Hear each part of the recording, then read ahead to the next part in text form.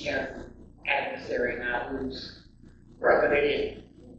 Salt in the wound. Just making it worse. And verse 7 says, as he did so, year by year, when she went up to the house of the Lord, she provoked her. Therefore, she wept and did not eat. So this was bothering him. This is some years because Peninnah has children. She has sons and daughters. It doesn't say how many, but that's some time to have to be going through this. And Hannah is enduring. She's enduring. She's not complaining, but in this particular instance we're talking, she's weeping. She's not eating. Then Elkanah, her husband, verse 8, her husband said to her, Hannah, why weepest thou? Why eatest thou not? Why is thy heart not grieved? Am I not better to thee than 10 sons? He doesn't understand her grief. He can't empathize with what she's going through. Because what she's going through is not just a situational thing. This is a legacy. This is Hannah not being able to do what she was created to do. Not being able to fulfill what she knows to be her created purpose for her husband. And as much as he could love on her, as many gifts as he could bestow upon her, as nice and as loving as he could be to her, it did not change the fact that she could not be what God had created her to be. But Hannah, when we read through here,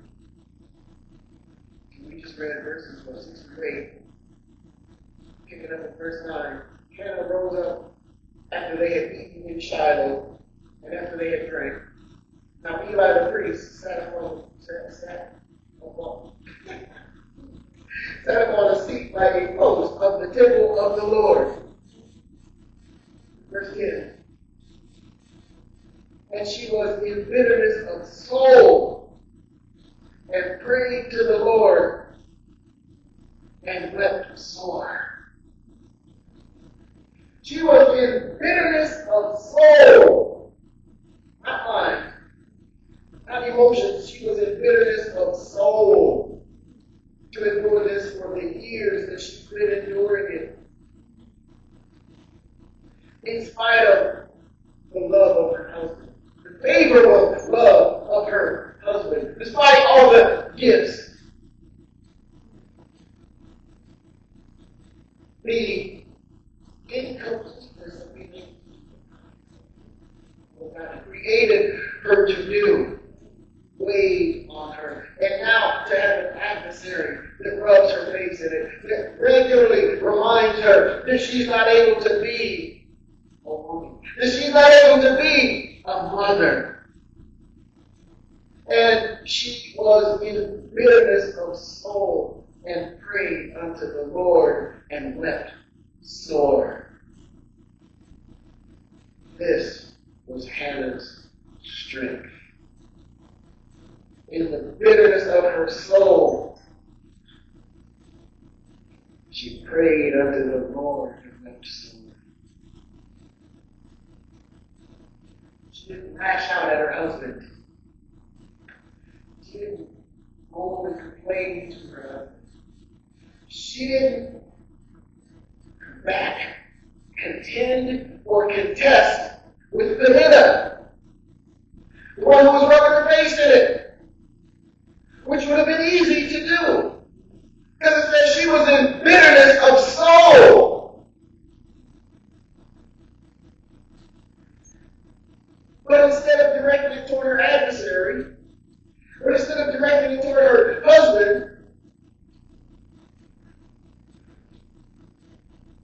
it all built up to where she now prayed unto the Lord and wept. She brought her problems before the Lord. The weight of it all, the emotional disappointment of it all. All the anguish, all the shame, all the embarrassment, the stigma of it all weighing on her for 7 years. Oh, I said 7 years, but it doesn't even say how long. Because we know that Peninnah had sons and daughters, but we don't know how many. But we know that Hannah had none. And probably every child in house. Every year going up to the sacrifice, it probably got worse. Every time that she had hoped that she would be pregnant and was not, it got worse. But it didn't turn her against Peninnah. It didn't turn her against her husband. It turned her to God. It didn't turn her away from God. We don't read in here where she got angry and bitter with God. In the bitterness of her soul, she turned to God. In the bitterness of her soul, she relied on God. In the bitterness of her soul, she wept before the Lord. And that was Hannah's strength. It took strength not to go after Peninnah.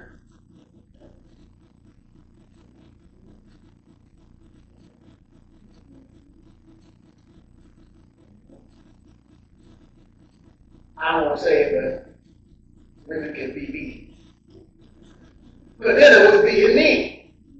She was flat out being mean for a long time. How do you not return that? How do you not react in kind? How do you not defend yourself? How do you not do that? In the bitterness of her soul, she chose not to behave in an unseemly way. In the bitterness of her soul, she didn't go complaining to Elkanah about Peninnah. You better do something about her. You better do something about her. I'm getting you some of them kids. You better do something. The kids going to be without mom. You better get her. Get your girl over here. Because I'm not the one. I'm not the one. We're not doing this. Years. I'm not the one. But see, and when it came to, when it was the straw that broke the camel's back, it didn't blow up on Peninnah. It didn't blow up on Elkanah. It didn't blow up on God. When the straw broke the camel's back, the camel went before the Lord and laid it all out. And it says, in bitterness of soul. So this is all the years. This is every child Peninnah bore. This is every time Peninnah looked at her. This is every disappointment of not being found pregnant. This is every time Peninnah looked at her. Every time one of Peninnah's kids ran by. And in this household, it was every time she had to feed one of Peninnah's kids. Every time she had to comfort one of Peninnah's kids. Every time she saw Elkanah playing with one of Peninnah's kids.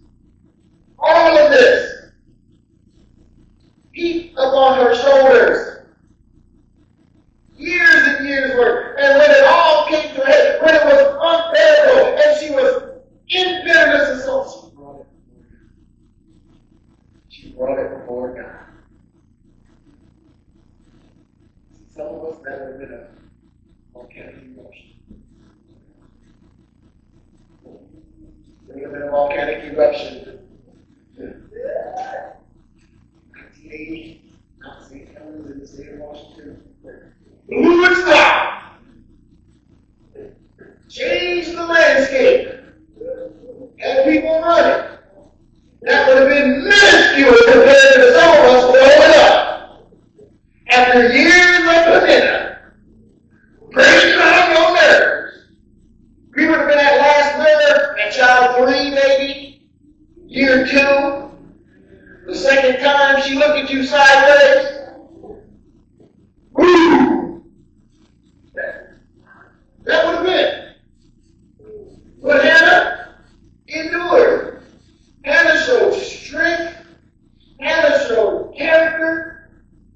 Hannah showed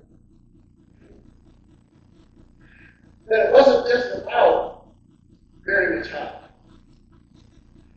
It was about asking God to make her able to be what He purposed her to be.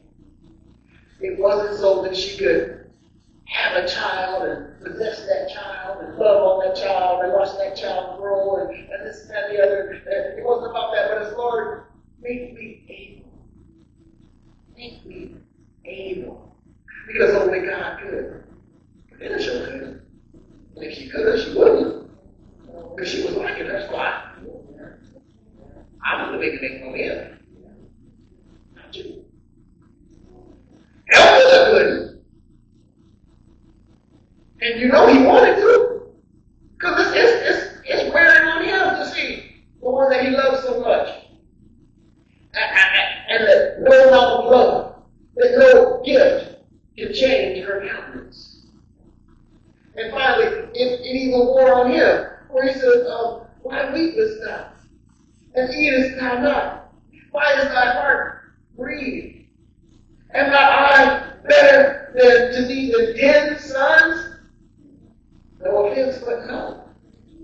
You're not. You're part of the package, but you don't complete the package.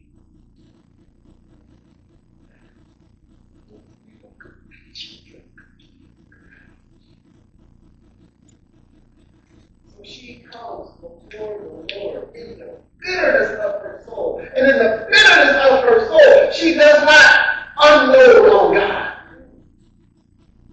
She doesn't come griping and complaining to God.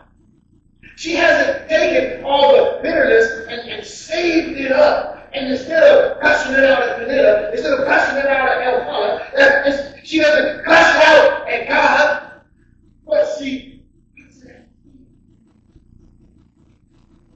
She puts it at His feet through her tears. She puts it at His feet through her words, through her humble words, the bitterness is filtered through her tears. The bitterness is filtered through her trust in God. You have to trust God to go to Him with this kind of problem, situation in your life, and not just regurgitate all that bitterness. You have to trust God. There has to be some level of knowing that only God can do it. There's an Abraham kind of faith and Sarah kind of faith inside Hannah. There's a David kind of faith inside of Hannah. There's a Joseph kind of faith inside of Hannah. Except Abraham and Sarah had a promise. David had an anointing. Though he didn't know he was anointed to be king, he had an anointing. Joseph had a dream. Hannah didn't have any of that. Hannah had hope. See, Hannah had a hope that didn't diminish with no.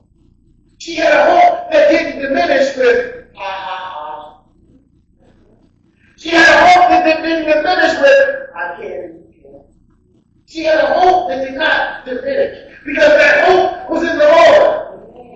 The hope wasn't in the child. The hope was in the one who can make her able to have